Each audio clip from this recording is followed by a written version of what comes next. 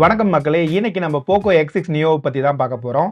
First இந்த பாக்ஸை பார்த்தோம்னா எல்லோ அண்ட் பிளாக் கலரில் இருக்குது. இந்த பாக்ஸை ஓப்பன் பண்ணும்போது உள்ள ஒரு சிம் எஜெக்டர் பின் இருந்துச்சு. பக்கத்தில் கேஸ் கொடுத்துருந்தாங்க. அந்த கேஸோட குவாலிட்டி நல்லாவே இருந்துச்சு. அண்ட் அது இல்லாமல் சில பேப்பர் ஒர்க்ஸ் இருந்துச்சு. உள்ள type C to type A cable இருந்துச்சு. அண்ட் 33 வாட்கான சார்ஜர் உள்ளே இருந்துச்சு, பாக்ஸ்லேயே இருந்துச்சு. அடே சாம்சங், நத்திங்கும் பக்கத்தில் வந்துட்டான். சரி, பாக்ஸை தனியாக வச்சுட்டு ஃபோனை பார்த்துடலாம். ஃபஸ்ட்டு இந்த ஃபோனை கையில் எடுக்கும்போது இதோட பில்டு குவாலிட்டி நல்லாவே பண்ணியிருக்க மாதிரி தான் இருக்குது. அண்ட் இது எல்லாமே பிளாஸ்டிக் தான், ஆனால் பார்க்குறதுக்கு ஓரளவுக்கு ப்ரீமியமாக அட்ராக்டிவாக இருந்துச்சு. இதை ஹோல்டு பண்ணும்போது நல்லா கம்ஃபர்டபுளாக இருந்துச்சு. இதோட திக்னஸுமே ரொம்ப கம்மியாக தான் இருந்துச்சு. இதோட வெயிட்டுமே 175 கிராம் வரலையும் தான் இருந்துச்சு. அண்ட் சைட் ஃப்ரேமும் பிளாஸ்டிக் தான், பேக்கும் பிளாஸ்டிக் தான். ஃப்ரண்ட்டில் கார்னிங் கொரில்லா கிளாஸ்க்கான 5 ப்ரொடெக்ஷன் கொடுத்துருக்காங்க. ஓவரால் பில்டுக்கு IP54க்கான டஸ்ட் அண்ட் வாட்டர் ரெசிஸ்டன்ஸ் கொடுத்துருக்காங்க. ஃப்ரண்ட் சைடில் வந்தோம்னா இங்கே ஸ்க்ரீன் டு பாடி ரேஷியோ நல்லாவே இம்ப்ரூவ் பண்ணியிருக்காங்க. பட்டன்ஸ் அண்ட் போர்ட்ஸ்ன்னு பார்க்கும்போது பாட்டமில் ஒரு டைப் சி போர்ட் இருக்குது, ஸ்பீக்கர் கிரில் கொடுத்துருக்காங்க அண்ட் பிரைமரி மைக் இருக்குது. அப்படியே டாப் சைடில் வந்தோம்னா 3.5mm ஜாக் இருக்குது. பக்கத்தில் ஒரு IR பிளாஸ்டர் இருக்குது and secondary noise cancellation mic இருக்குது. அப்படியே லெஃப்ட் சைடில் வந்தோம்னா ஹைப்ரிட் சிம்ஸ்லர் தான் இந்த டைம் கொடுத்துருக்காங்க. இதில் 2 சிம் இல்லை ஒரு சிம் ஒரு மெமரி கார்டு சப்போர்ட் பண்ணும். அப்படியே ரைட் சைடில் வந்தோம்னா இங்கே volume up and down button இருக்குது. பக்கத்தில் பார்த்தோம்னா அதே பவர் பட்டன் தான், side mounted fingerprint. AMOLED ஸ்க்ரீன்லாம் கொடுத்துட்டு சைட் மவுண்டட் ஃபிங்கர் பிரிண்ட் தான் இந்த டைம் கொடுத்துருக்காங்க. சரி, இந்த சைட் மவுண்டட் ஃபிங்கர் பிரிண்ட்டை பொறுத்த வரைக்கும் நல்லாவே வேலை செஞ்சு, அதில் எந்த பிரச்சனையும் கிடையாது. அண்ட் இந்த ஸ்க்ரீனை பார்க்கும்போது ஸ்க்ரீனில் ஃபேஸ் அன்லாக் ஆப்ஷன் கொடுத்துருக்காங்க. அதுவுமே அக்யூரேட்டாக நல்லாவே வேலை பார்த்துச்சு. இங்கே ஸ்க்ரீனை பற்றி பேசும்போது 6.67 இன்ச்சுக்கான டிஸ்பிளே தான் கொடுத்துருக்காங்க. இந்த டிஸ்பிளே பார்க்கவும் நல்லா இருக்குது, யூஸ் பண்ணவும் நல்லா இருந்துச்சு. டச் எக்ஸ்பீரியன்ஸும் நல்லா ஸ்மூத்தாகவே இருந்துச்சு. அண்ட் பிரைட்னஸை பற்றி பேசும்போது இன்டோர் அண்ட் அவுட்டோரில் எந்த பிரச்சனையுமே இல்லை, நல்லா பிரைட்டாகவே இருந்துச்சு. முக்கியமாக அண்டர் 15,000 செக்மெண்ட்டில் இதுதான் பிரைட்டர் ஸ்க்ரீன். இங்கே 1000 நிட்ஸ்க்கான பீக் பிரைட்னஸ் கொடுத்துருக்காங்க. அது கூட ஒரு மேஜரான ரீசன் இந்த பிரைட்னஸ் அந்தளவுக்கு இருக்கிறதுக்கு. அண்ட் இந்த ஃபோனில் 120 ஹெர்ட்ஸ்க்கான ரிஃப்ரெஷ் ரேட் வரலையும் கொடுத்துருக்காங்க. இது அடாப்டிவ் ரிஃப்ரெஷ் ரேட் தான், ஓரளவுக்கு ஸ்மூத்தாகவே வேலை செஞ்சுச்சு. ஒரு சில இடத்துல மட்டும் மைனரான ஒரு ஜிட்டர் எஃபெக்ட் இருந்துச்சு, மற்றபடி எந்த இஷ்யூமே இல்லை, நல்லாவே இருந்துச்சு. அண்ட் யூடியூப் ப்ளேபேக்கை பொறுத்த வரைக்கும் 2K வரலையும் நீங்கள் ப்ளே பண்ணிக்கலாம். அதோட பிளேயிங் எக்ஸ்பீரியன்ஸும் நல்லா இருந்துச்சு, வியூவிங் எக்ஸ்பீரியன்ஸும் நல்லா இருந்துச்சு. ஆனால் கலர்ஸ் வந்து ஒரு சில இடங்களில் ஹியூமன் ஃபேஸ்லாம் வரும்போது ஒரு மாதிரி சேச்சுரேட்டடாக காட்டுது யூடியூப்பில் ப்ளே பண்ணும்போது. அண்ட் இந்த ஃபோனோட ஸ்பீக்கர் குவாலிட்டின்னு பார்க்கும்போது சிங்கிள் ஃபேரின் ஸ்பீக்கர் தான், அந்த அளவுக்கு அட்ராக்டிவாலாம் இல்லை. ஏன்டா அப்படி சொதப்பி வச்சிருக்கீங்கன்ற மாதிரி தான் இருந்துச்சு. ஹை வால்யூம் போகும்போது, அதாவது இந்த வால்யூம் பட்டனில் லாஸ்ட் ஆப்ஷன் ப்ரெஸ் பண்ணும்போது வால்யூம் பூஸ்ட்னு ஒரு ஆப்ஷன் இருக்குது. 200% சொல்லும், ஆனால் அந்த இடத்துலையும் டிஸ்டார்ஷன் அதிகமாக இருக்குது. ஸோ இங்கே ஸ்பீக்கர் இன்னுமே பெட்டராக பண்ணியிருக்கலாம், அதில் கொஞ்சம் சொதப்பலாக தான் இருக்குது. அப்படியே இங்கே காலிங் எக்ஸ்பீரியன்ஸ் பற்றி பார்க்கும்போது கால் ட்ராப் பெருசாக இல்லை, காலிங் எக்ஸ்பீரியன்ஸ் ஓரளவுக்கு ஸ்மூத்தாகவே இருந்துச்சுன்னு சொல்லலாம். அண்ட் நீங்கள் கால்ஸை பற்றி பேசும்போது நெட்வொர்க்ஸ் பற்றியும் பேசிடலாம். இங்கே 5G சப்போர்ட் இருக்குது, 7 5G பேண்ட் சப்போர்ட் பண்ணோம். இதோட 5G ஸ்பீடை பொறுத்த வரைக்கும் ஒரு 180 Mbps வரலையும் ஸ்பீட் கிடச்சிச்சு. ஏரியாவை பொறுத்து இது மாறும். அண்ட் இங்கே அதர் ஆப்ஷன் பார்த்தோம்னா Wi-Fi 5க்கான சப்போர்ட் இருக்குது. ப்ளூடூத்தில் 5.3 சப்போர்ட் கொடுத்துருக்காங்க. அண்ட் ரெகுலராக வர எல்லா சென்சாருமே இங்கேயும் இருக்குது, லிஸ்ட் பண்ணியிருக்கான்னு செக் பண்ணிக்கோங்க. அண்ட் இந்த ஃபோனோட ஸ்டோரேஜ்னு பார்க்கும்போது நம்ம கையில் இருக்கிறது 8GB 128GB வேரியன்ட். இது இல்லாமல் 12GB 256GB வேரியன்ட் கொடுத்துருக்காங்க. இதில் ரேம்னு பொறுத்த வரைக்கும் LPDDR4X ரேம் கொடுத்துருக்காங்க. ஸோ ஓரளவுக்கு ஸ்மூத்தான எக்ஸ்பீரியன்ஸ் இருந்துச்சு. UFS ஸ்பீடை பொறுத்த வரைக்கும் ஓரளவுக்கு டீசெண்டான ஸ்பீட் கிடச்சிச்சு. இங்கே UFS 2.1 கொடுத்துருக்காங்க. இதோட ரீட் ஸ்பீடு 1040 Mbps கிடச்சிச்சு. அண்ட் ரைட் ஸ்பீடு 533 Mbps வரலையும் கிடச்சிச்சு. அண்ட் இங்கே பாட்டமில் டைப் சி போர்ட்டோட ஸ்பீடை பொறுத்த வரைக்கும் இங்கே USB 2 வரலையும் கொடுத்துருக்காங்க. ஓரளவுக்கு டீசெண்டான ஸ்பீட் கிடைக்கும். அண்ட் இந்த ஃபோனோட பர்ஃபார்மன்ஸ்க்கு இங்கே டைமென்சிட்டியோட 6080 தான் கொடுத்துருக்காங்க. இது அடித்து துவைச்ச ப்ராசஸர் தான், ஓரளவுக்கு ஸ்டேபிளாக இருக்கிற ப்ராசஸர் தான். இந்த ஃபோனில் ஓரளவுக்கு ஸ்மூத்தாக தான் வேலை செஞ்சிச்சு. ஃபஸ்ட்டு பெஞ்ச் மார்க்கு பார்க்கும்போது ஆண்ட்ராய்டில் அரௌண்ட் 4.54 lakhs வரலையும் கிடச்சிச்சு. இங்கே ஃபன் என்னென்னா இது ரெட்மி நோட் 13ஓடையே நல்லா பர்ஃபார்ம் பண்ணிச்சு ஆண்ட்ராய்டில். அண்ட் இதோட கிக்பெஞ்ச் ஸ்கோரை பொறுத்த வரைக்கும் 608 அண்ட் மல்டி ஸ்கோருமே ஓரளவுக்கு டீசெண்டாக இருந்துச்சு. அண்ட் 3D மார்க் ஸ்ட்ரெஸ் டெஸ்ட்டில் ஓரளவுக்கு நல்லாவே பர்ஃபார்ம் பண்ணிச்சு. இதோட ஸ்ட்ரெஸ் டெஸ்ட்டில் ஒரு 99%க்கு மேலேயே ஸ்டெபிலிட்டி கிடச்சிச்சு. அது மட்டும் இல்லாமல் 30 நிமிஷத்துக்கான தெர்மல் த்ராட்லிங்லையுமே நல்லாவே ஹோல்டு பண்ணிச்சு. 95% வரலையும் ஸ்டெபிலிட்டி கிடச்சிச்சு இந்த ஃபோனில். அண்ட் இந்த ஃபோனோட கேமிங் எக்ஸ்பீரியன்ஸுமே நல்லா ஸ்மூத்தாக இருந்துச்சு. ஒரு சில இடத்துல மட்டுமே ஃப்ரேம் ட்ராப் இருந்துச்சு. இங்கே ஃப்ரேம்ஸை பற்றி பேசும்போது 40 FPS வரலையும் நீங்கள் கேம் ப்ளே பண்ணலாம். இதில் கிராஃபிக் செட்டிங்கை பொறுத்த வரைக்கும் HDயில் ஹை வரலையும் இல்லை ஸ்மூத்தில் அல்ட்ரா வரலையும் நீங்கள் வச்சு ப்ளே பண்ண முடியும். லாங் டைமில் ஒரு 1 hour கேம் விளாட்றீங்கன்னா பெருசாலாம் ஹீட் ஆகலை. இண்டோரில் அவுட்டோரில் விளையாடும் போது ஹீட்டிங் கண்டிப்பாக ஃபேஸ் பண்ணுவீங்க, ஏன்னா இப்போ வேரோட தாக்கம் ரொம்பவே அதிகமாக இருக்குது. இங்கே பேட்டரிஸ் பற்றி பார்க்கும்போது 5000 mAh பேட்டரி கொடுத்துருக்காங்க. இது ஃபுல் சார்ஜ் ஆகிறதுக்கு எக்ஸாக்டாக 1 hour 19 minutes எடுத்துக்கிச்சு. இதே 50% சார்ஜ் ஆகிறதுக்கு 32 நிமிஷம் எடுத்துக்கிச்சு. இது நல்ல ஏர் சர்க்குலேஷன் இருக்கும்போது. இல்லை உங்கள் ரூமில் பெருசாக ஏர் சர்க்குலேஷன் இல்லை அப்படின்னா 1 hour 30 minutesக்கு மேலே எடுத்துக்கும் ஃபுல் சார்ஜ் ஆகிறதுக்கு. அண்ட் இந்த ஃபோனோட ஸ்க்ரீன் ஆன் டைம் பற்றி பேசும்போது என்னோட ஹெவி யூசேஜில் இது 5.5 மணி நேரம் வரலையும் தான் தாக்கு பிடிச்சிச்சு. அதாவது ஒரு 2 hours கேம் பிளே, ஒரு 40 நிமிஷத்துக்கான கேமரா, ஒரு சில சோசியல் மீடியா அப்ளிகேஷன் யூஸ் பண்ணும்போது இந்த பேட்டரி லைஃப் கிடச்சிச்சு.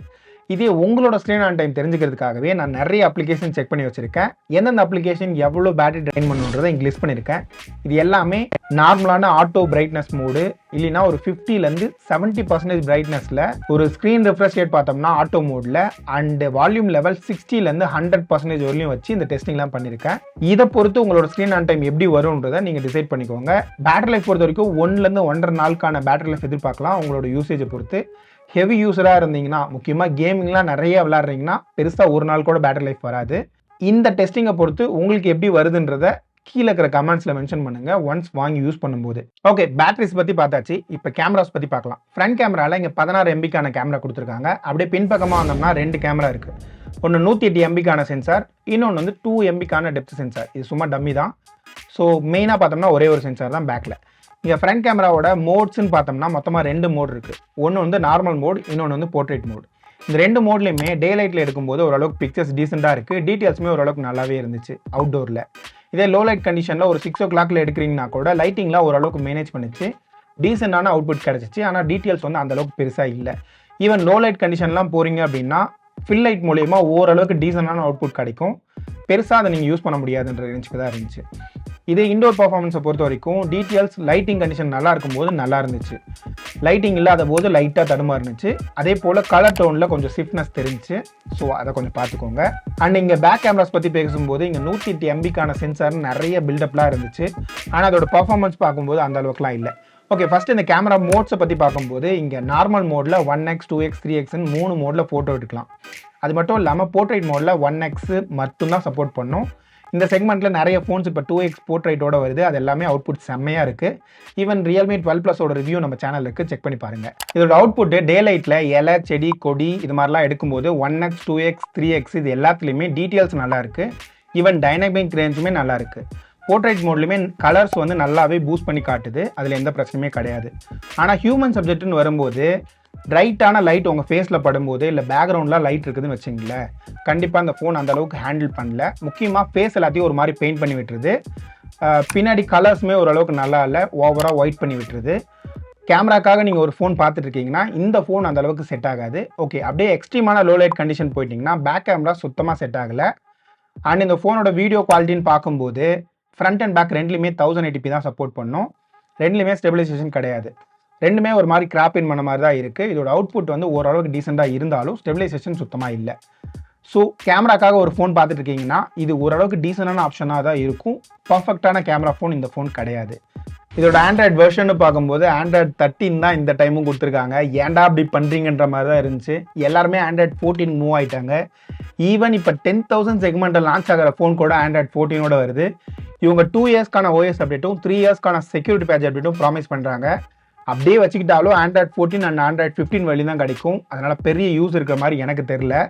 அண்ட் இதோட யூஐ பற்றி பேசும்போது இங்கே MIUI 14 தான் கொடுத்துருக்காங்க. ஃபஸ்ட்டு இந்த ஃபோனை லாகின் பண்ணும்போது, ஃபஸ்ட்டு பூட்டப் பண்ணும்போது எக்கச்சக்கமான ப்ரீ இன்ஸ்டால் அப்ளிகேஷன் இதுலேயுமே இருக்குது. ஃபஸ்ட்டு இதெல்லாம் லோட் பண்ணி முடித்த உடனே ஒரு 57 அப்ளிகேஷன் மேலே இதில் இன்ஸ்டால் ஆகிருந்துச்சு. இதில் நிறைய அப்ளிகேஷனை அன்இன்ஸ்டால் பண்ணலாம், ஒரு சில அப்ளிகேஷனை டிசேபிள் பண்ணலாம். எல்லாம் முடித்த பின்னாடி கூட ஒரு 34 அப்ளிகேஷன் வரையுமே இதில் இருக்குது. ஸோ அது கொஞ்சம் கடுப்பான விஷயந்தான், அதை பார்த்துக்கோங்க. அண்ட் இதோட ஃபீச்சர்னு பார்க்கும்போது MIUI ஃபீச்சர்னாவே எக்கச்சக்கமான ஃபீச்சர் இருக்குது. அதில் எந்த குறையுமே இல்லைன்ற மாதிரி தான் இருக்குது. அதில் என்னென்ன ஃபீச்சர் இருக்குன்றதை ஒரு சின்ன சின்ன ஹைலைட் மட்டும் இங்கே சொல்லிடுறேன். ஃபஸ்ட்டு நோட்டிஃபிகேஷன் பாரில் நீங்கள் வால்யூமை கண்ட்ரோல் பண்ண முடியும். அண்ட் ஆப்ட்ராவில் பேக்ரவுண்ட் கலர்லாம் நீங்கள் சேஞ்ச் பண்ணிக்கலாம். அண்ட் நிறைய வால்பேப்பரை நீங்கள் ஈஸியாக கஸ்டமைஸ் பண்ணிக்கலாம். மற்ற ஃபோன்ஸை கம்பேர் பண்ணும்போது இங்கே வால்பேப்பர்ஸ் எல்லாமே நிறையவே அட்ராக்டிவாகவே இருக்குது டிஃபால்ட்டாக. And one hand mode, power பட்டனை கஸ்டமைஸ் பண்ணுறது, அண்ட் டபுள் டேப்பில் ஸ்க்ரீனை ஆன் பண்ணுறது, ஆஃப் பண்ணுறது, இது மாதிரியான கஸ்டமைசேஷன்லாம் இருக்குது. இதை தவிர்த்து பார்த்தோம்னா ட்ரிபிள் டேப்பில் ஸ்க்ரீன்ஷாட் பண்ணுறது, பவர் பட்டனை கஸ்டமைஸ் பண்ணுற ஆப்ஷன் எல்லாமே இதுலேயும் இருக்குது. தென் இந்த ஃபோனை வாங்கலாமா வேணாமான்னு கேட்டிங்கன்னா ஃபஸ்ட்டு இதோட பாசிட்டிவ்ஸ் என்னன்றதை தெரிஞ்சுக்கோங்க. ஸோ ஓவராலாக யூசர் எக்ஸ்பீரியன்ஸ் ஓரளவுக்கு டீசெண்டாக இருந்துச்சு. இதோட டிஸ்பிளே முக்கியமாக செம்மையாக இருந்துச்சு. இந்த செக்மெண்ட்டில் மல்டிமீடியா எக்ஸ்பீரியன்ஸ் ஓரளவுக்கு டீசெண்டாக இருந்துச்சு. அண்ட் இதோட செல்ஃபி ஓரளவுக்கு டீசெண்டாக இருந்துச்சு. ஃபோட்டோஸ் ஓரளவுக்கு டீசெண்டாக இருந்துச்சு. இந்த பட்ஜெட்டில் 12GB வேரியண்ட்டுக்கு கண்டிப்பாக ஒத்து வராது. மேபி பேஸ் வேரியண்ட்டுக்கு இந்த ப்ரைஸுக்கு ஓரளவுக்கு டீசெண்டான பர்ஃபார்மன்ஸ் எதிர்பார்க்கலாம் கேமராஸ்ல இருந்து. அண்ட் ஃபோனோட நெகட்டிவ்னு பார்த்தோம்னா பேக் கேமரால 1080p வரலையும் தான் சப்போர்ட் பண்ணும். சிங்கிள் ஸ்பீக்கர் தான் கொடுத்துருக்காங்க. ப்ரீ இன்ஸ்டால் அப்ளிகேஷன் நிறையா இருக்குது. Android 13 தான் இதில் கொடுத்துருக்காங்கன்றது மிகப்பெரிய நெகட்டிவ் மாதிரி தெரியுது.